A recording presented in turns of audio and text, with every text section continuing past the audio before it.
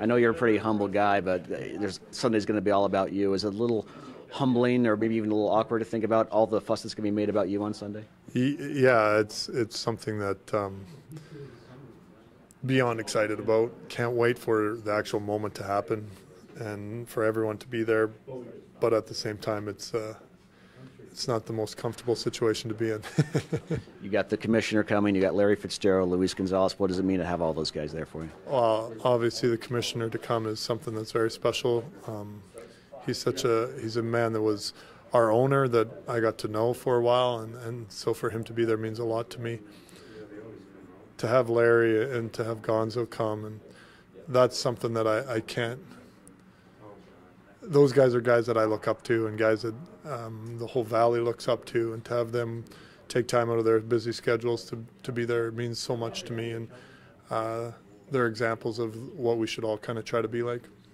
Coyotes fans, it really kind of seems like a family out there now. Is it going to kind of maybe feel like a family feel to you think, on Sunday? Well, I've done my best to try to shake hands and say hi to pretty much everyone that'll be there. And over the years, I feel like Jimmy O'Neill would always tease me. It's just one fan at a time, and because of that, I got to meet so many of our fans, and I got to be friends with so many of our fans, and so many people that will come up and talk about how they were 12 when we moved here. Now they're 35, and they're bringing their kids into the building, and it's something that as a player you don't really understand and appreciate until you're kind of on the other end yourself, and it's something that I've really enjoyed and really been able to smile and be grateful to have those experiences with all the fans. And yeah, it is a family.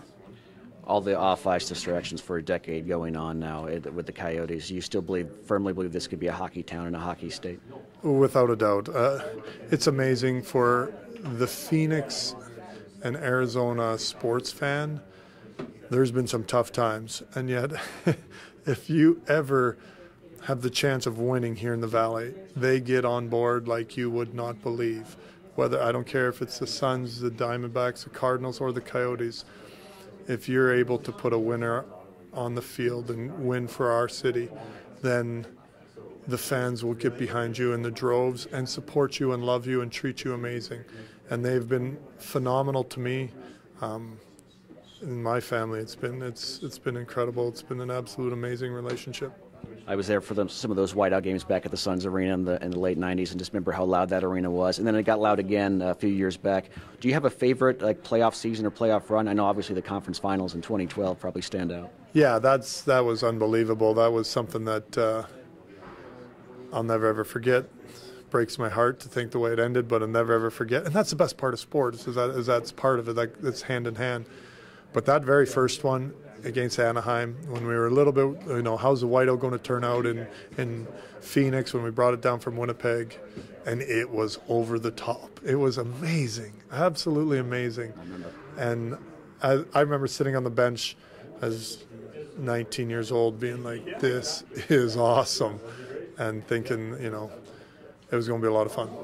Youth hockey, like you said, it's obviously growing a lot. ASU hockey's now in the top 10. Do you feel like that's part of your legacy in Arizona, is growing the game that way?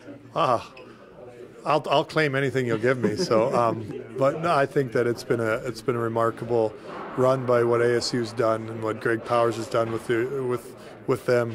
It's so cool to see them in the top 10 and to see the recognitions they're getting.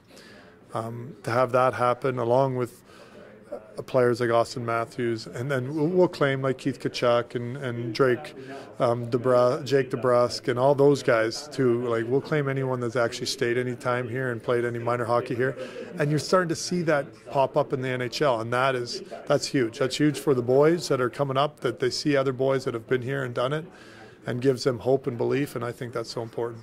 The game on Sunday, the actual game, have you thought about what the perfect ending to that game would be? Obviously with the Coyotes win, but like someone scored in overtime maybe? Or? That'd be awesome. You know what? If I think it'll be Devo's first game back maybe. If Devo scored in overtime from OEL and Richie, I don't know. We'll see. Something along those lines. Anybody, you know what? Krauser, any of the guys that I played with, they do anything, I'm going to be excited.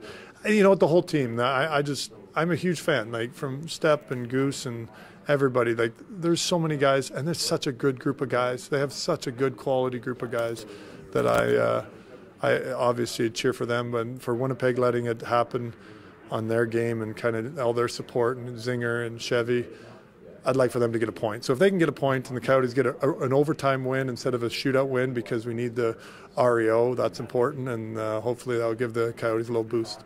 If the Coyotes do happen to get into the playoffs, which is a real possibility this season, are you going to try to find your way out to make some games? Oh, yeah, for sure, without a doubt. And that would be something that's pretty cool for them to find a way to get in, sitting 1 point out, and you're only 25 games out, 23 games out. It'd be exciting. If the Coyotes do get in, especially with all the injuries, does Rick Tocchet deserve Coach of the Year consideration? Oh, I think without a doubt. Obviously what he's done, what Barry Trotz has done with the Islanders, what Cooper's doing with Tampa, those three guys probably have to be your front runners. They're having unbelievable years, but what Tocchet's doing is, I'm a huge Rick Tocchet fan, so I probably am a little bit biased in that regard, but that'd be pretty special.